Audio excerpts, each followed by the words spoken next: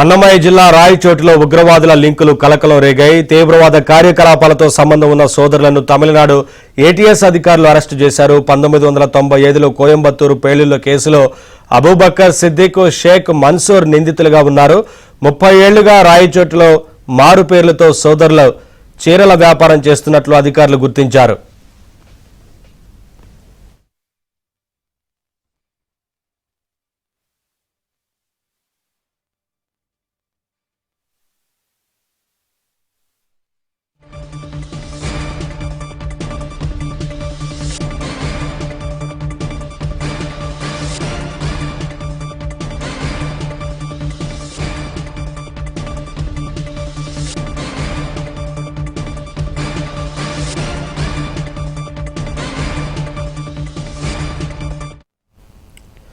అన్నమయ్య జిల్లా రాయచోటిలో ఉగ్రవాదుల లింకులు కలకలం రేగాయి. ఉగ్రవాద కార్యకలాపాలతో సంబంధం ఉన్న సోదరులను తమిళనాడు ఏటీఎస్ అధికారులు అరెస్టు చేశారు. 1995లో కోయంబత్తూరు పేలుళ్ల కేసులో అబూబకర్ సిద్దిక్, షేక్ మన్సూర్ నిందితులుగా ఉన్నారు.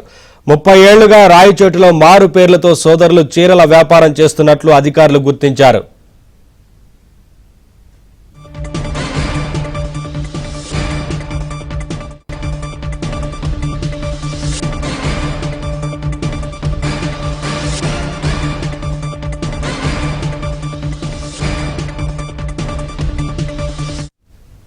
ఇదే అంశానికి సంబంధించి అప్డేట్స్ మా కరెస్పాండెంట్ శ్రీనివాస్ లైవ్ ద్వారా అందిస్తారు. శ్రీనివాస్, రాయచోట్లో ఇద్దరు ఉగ్రవాదులు ఉన్నట్లుగా తమిళనాడు ఏటీఎస్ పోలీసులు గుర్తించారు కదా, ఏంటి అప్డేట్స్? నవీన్, నిన్నటి నుండి అన్నమయ్య జిల్లా కేంద్రంలోని రాయచోటిలో ఇద్దరు ఉగ్రవాదులను అరెస్ట్ చేశారు. తమిళనాడు ఏటీఎస్ అధికారులకు సంబంధించి స్క్వాడ్ వచ్చి అరెస్ట్ చేసి తీసుకెళ్లడం జరిగింది.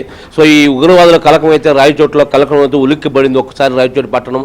ఎందుకంటే గత 30 ఏళ్లుగా ఈ ఇద్దరు అబూబకర్ సిద్దిక్ ప్లస్ షేక్ మన్సూర్, ఈ ఇద్దరు అన్నదమ్ములు గత 30 సంవత్సరాల క్రితం రాయచోటుకు వచ్చి స్థిరపడ్డారు.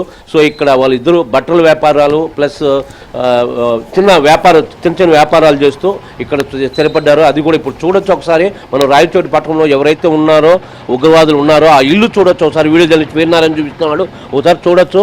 ఇక్కడ నిన్నటి నుంచి కూడా పోలీసులను కూడా ఏర్పాటు చేయడం జరిగింది.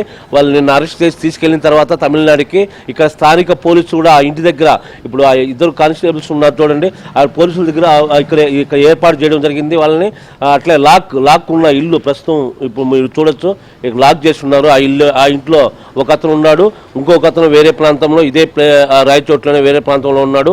ఉర్దూ స్కూల్ దగ్గర ఇంకొక అతను ఉన్నాడు. వీళ్ళిద్దరు కూడా అబూబకర్ సిద్దిక్, షేక్ మన్సూర్, ఈ ఇద్దరు కూడా అన్నదమ్ములు. ఒక అతను ఏడుంటే ఒక అతను ఉర్దూ స్కూల్ దగ్గర వేరే చోటు ఉన్నారు. సో మొత్తం మీద వీళ్ళ పైన అయితే ఇండియాలో మొత్తం కేసులు ఉన్నాయి. ఇండియాలోని కేరళ, తమిళనాడు, ముఖ్యంగా తమిళనాడు, కర్ణాటక, కేరళ, ఈ 3 రాష్ట్రాల్లో కేసులు ఉన్నాయి వీళ్ళపైన. వీళ్ళందరూ 1995 నుండి పరారులో ఉన్నట్టు తమిళనాడు టీవీ వాళ్ళు అధికారులు చెప్తున్నారు, ఏటీఎస్ అధికారులు చెప్తున్నారు. అంటే దాదాపుగా వీళ్ళు అప్పటి నుంచి కూడా 26 ఏళ్ళు 25 ఏళ్ళుగా పరారీలో ఉన్నారు. సో ఇది ముఖ్యంగా వీళ్ళు ఒకసారి వీళ్ళ చరిత్ర తీసుకుంటే 1995 చెన్నై చింతాద్రిపేటలో హిందూ మునాన్ కార్యాలయంలో బాంబులు పేల్చారు. అలాగే 1995లో నాగూరులో ఒక పార్సల్ బాంబు పేలులో వీళ్ళ హ్యాండ్ ఉంది. తర్వాత చెన్నైలో తిరుచి కోయంబత్తూరు, కేరళలో 7 చోట్ల బాంబ్ బ్లాస్టింగ్ చేశారు.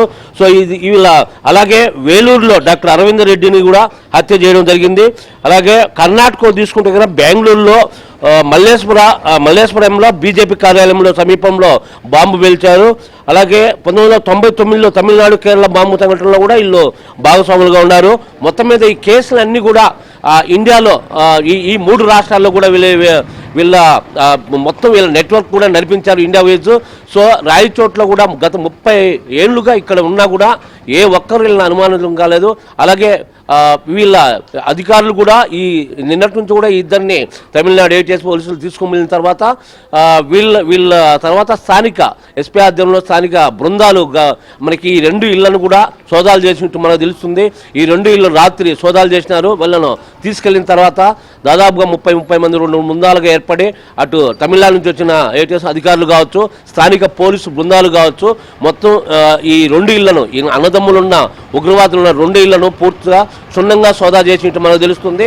ఈ సోదాల్లో కొన్ని మెటీరియల్స్ ప్లస్ కొన్ని కీలక డాక్యుమెంట్స్ మొత్తం దానికి సంబంధించిన ఇలా నెట్వర్క్ సంబంధించిన ఏదైతే తీవ్రవాదానికి ఉందో అలా నెట్వర్క్ సంబంధించి మొత్తం అన్ని కూడా డాక్యుమెంట్స్ వీళ్ళ స్వాధీనం చేసుకుంటూ మనకు తెలుస్తుంది.